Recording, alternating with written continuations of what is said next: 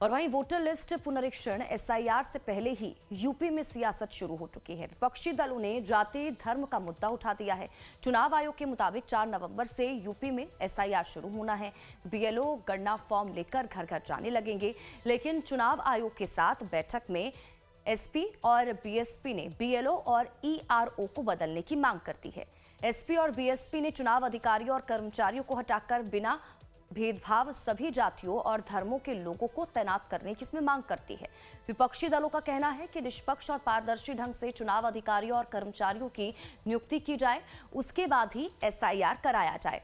बुधवार को यूपी के मुख्य निर्वाचन अधिकारी नवदीप रिंडवा ने विपक्षी दलों की राजनीतिक दलों की बैठक बुलाई थी, जिसमें एसपी के प्रदेश अध्यक्ष श्यामलाल पाल ने मुख्य निर्वाचन अधिकारी को ज्ञापन भी सौंपा था, जिसमें कहा गया कि 1.62 लाख पोलिंग स्टेशनों पर बीएलओ, सभी 403 विधानसभा क्षेत्रों में ईआरओ और सभी जिलों में एसडीएम इलेक्शन की नियुक्ति जाति और धर्म के आधार पर हुई है। बीएलओ और चुनाव अधिकारियों की नियुक्ति में भेदभाव किया गया है। ज्ञापन में यह भी कहा गया है कि विधानसभा उपचुनाव में सीसामऊ और कटहरी विधानसभा क्षेत्र में जाति और धर्म के आधार पर बीएलओ बदले जाने की शिकायत की गई थी, लेकिन उसे अनसुना कर दिया गया था उस दौरान।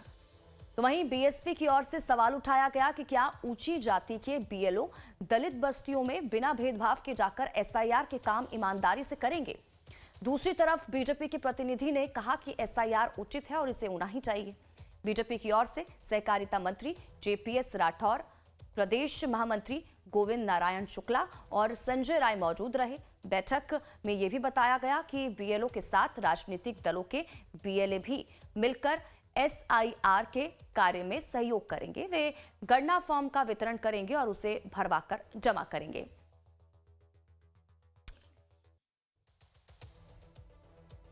राजीव ओझा ज्यादा जानकारी के साथ हमारे संवाददाता इसी खबर पर जुड़ चुके हैं। सीधा रुक उनका करेंगे, जानकारी लेंगे, क्या कुछ अपडेट है उनके पास। राजीव, जानकारी इसको लेकर दीजिएगा। देखिए, यूपी में एसआईआर को लेकर अब सियासत भी गर्म हो चुकी है। अब विपक्ष की बीएलओ ईआरओ बदलने की यहां पर मांग है, क्या जानकारी इसको लेकर सबसे पहले दीजिएगा। पार्टी ने बहुत पहले से पेशबंदी शुरू कर दी थी और यहाँ मुख्य निर्वाचन अधिकारी के माध्यम से पहले भी निर्वाचन आयोग को ज्ञापन भेजा था और मांग की थी कि एसआईआर की जो प्रक्रिया शुरू होनी है उससे पहले जो निर्वाचन अधिकार प्रक्रिया से जुड़े अफसर हैं उनकी अदला बदली की जाए, उनकी तैनाती बदली जाए, क्योंकि निष्पक्ष होने की संभावना नहीं है। और देखिए, एक बार फिर जब आयोग ने बैठक बुलाई सभी राजनीतिक दलों की, उसमें भी समाजवादी पार्टी और बहुजन समाज पार्टी ने लगातार यही मुद्दा उठाया और कहा कि उसे पूरा संदेह है इस बात पर कि एसआईआर की जो प्रक्रिया उत्तर प्रदेश में शुरू हो रही है निष्पक्ष तरीके से हो पाएगी। और एक उदाहरण दिया गया कि इससे पहले कि जो उपचुनाव हुए थे उत्तर प्रदेश में, वहां पर जो उस समय तैनात किए गए थे बीएलओ और निर्वाचन जुड़े अधिकारी, उन पर आरोप लगा था, उसके बाद भी जो है बदला नहीं गया था। इसलिए हमें भरोसा नहीं है और इस प्रक्रिया को बदला जाना चाहिए। और बावजूद इसके जो है लगातार बैठक में मुद्दा उठता रहा और आयोग ने हना उन्हें आश्वासन दिया कि उसकी पूरी नजर रहेगी, प्रक्रिया पे कहीं कोई गड़बड़ी नहीं होने पाएगी। लेकिन सभी दल जो है, जो विपक्षी दल थे, वो इस बात पर अड़े रहे लगातार कि पहले बदला जाए अधिकारियों को एसआईआर शुरू होने से पहले। और 4 नवंबर से प्रक्रिया शुरू होने जा रही है। बीएलओ घर घर जो है गणना फॉर्म लेकर जाएंगे और लोगों से भरवा करके जमा कराएंगे। इस बीच जो राजनीतिक दलों के एजेंट नियुक्त होते हैं, जिन्हें बीएलए कहते हैं, उन्हें भी आयोग ने बताया कि आपको 50-50 की संख्या में जो फॉर्म होगा उसे जमा करके आयोग को के जो बीएलओ उनको देना होगा। इस पूरी प्रक्रिया को उन्हें समझाया गया। लेकिन जो राजनीतिक दल हैं, विपक्षी दल, वो लगातार इस बात पर अड़े हुए थे कि पहले अधिकारियों की वहां से तैनाती बदली जाए, जो कि संभव नहीं था। निर्वाचन आयोग ने इसमें अपनी असमर्थता जताई और उन्हें आश्वासन दिया कि वो निगरानी रखेंगे और प्रशासनिक तंत्र से कोई चूक नहीं होने पाएगी। और आयोग की ये मंशा है कि जो चुनाव आगे होने वाले हैं निष्पक्ष और पारदर्शी तरीके से हो। इसी मंशा के तहत इस प्रक्रिया को शुरू किया गया है। जी बिल्कुल। अच्छा राजीव, इसको लेकर भी जानकारी दीजिएगा, क्योंकि देखिए, एक तरफ इसको लेकर ज्ञापन सौंप दिया गया है। ये कहा जा रहा है कि सभी धर्म जाति के लोगों को इसमें तैनात किया जाए, ये मांग उठाई जा रही है, क्योंकि देखिए 4 नवंबर से एसआईआर यूपी में शुरू होना है।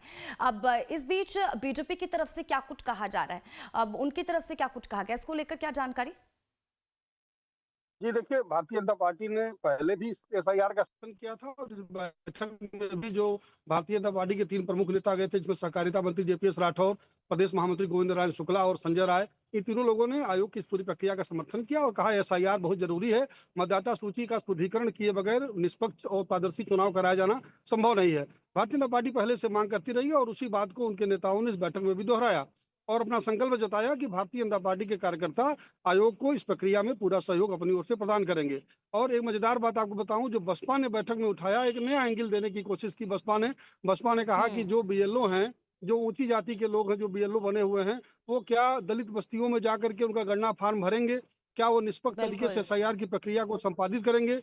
इस सवाल पर भी आयोग ने आश्वस्त किया उनको कि ऐसा कुछ नहीं होगा। जो भी सरकारी ड्यूटी में है, उसको जो भी भूमिका दी आती है उसे वो करना होता है। कोई बीएलओ जाति पात और धर्म के आधार पर कोई भेदभाव नहीं करेगा और आयोग इस पर पूरा ध्यान रखेगा इस बात पर, और किसी तरीके से कोई गड़बड़ी नहीं होने दी जाएगी। भारतीय जनता पार्टी ने अपनी ओर से आयोग को पूरा आश्वासन दिया कि किसी भी तरीके से कोई जरूरत होगी तो भाजपा के कार्यकर्ता उसे सहयोग प्रदान करेंगे और भाजपा की मंशा है कि जो चुनाव प्रक्रिया हो वो बिल्कुल शुद्ध और पारदर्शी तरीके से हो और मतदाता सूची की शुद्धता इसके लिए बेहद जरूरी है। जी ठीक है राजीव, बहुत बहुत शुक्रिया इन तमाम जानकारी के लिए और हमारे साथ जुड़ने के लिए। तो देखिए 4 नवंबर जब यूपी में एसआईआर शुरू हो जाएगा, लेकिन दूसरी तरफ देखिए निर्वाचन आयोग ने पश्चिम बंगाल में एसआईआर को लेकर हेल्पलाइन नंबर जारी करा है। एसआईआर में पारदर्शिता और लोगों की शंकाएं दूर करने के लिए आयोग ने हेल्पलाइन जारी की है। 1800111950 ये हेल्पलाइन नंबर है जिसमें कॉल करके कोई भी वोटर लिस्ट और एसआईआर को लेकर जानकारी ले सकता है। चुनाव आयोग के अधिकारी के मुताबिक सभी नागरिकों को सूचित किया गया है कि वे मतदाता सूची से संबंधित प्रश्न पूछने और शिकायतें दर्ज कराने के लिए राज्य और जिला स्तरीय सेवाओं के साथ हेल्पलाइन नंबर का भी उपयोग कर सकते हैं। अधिकारी ने बताया कि एसआईआर निर्वाचन आयोग की निगरानी में एक नियमित प्रक्रिया है। बिहार सहित अन्य राज्य में भी इसी तरह की प्रक्रिया अपनाई गई है और किसी भी वैध मतदाता का नाम नहीं छूटेगा।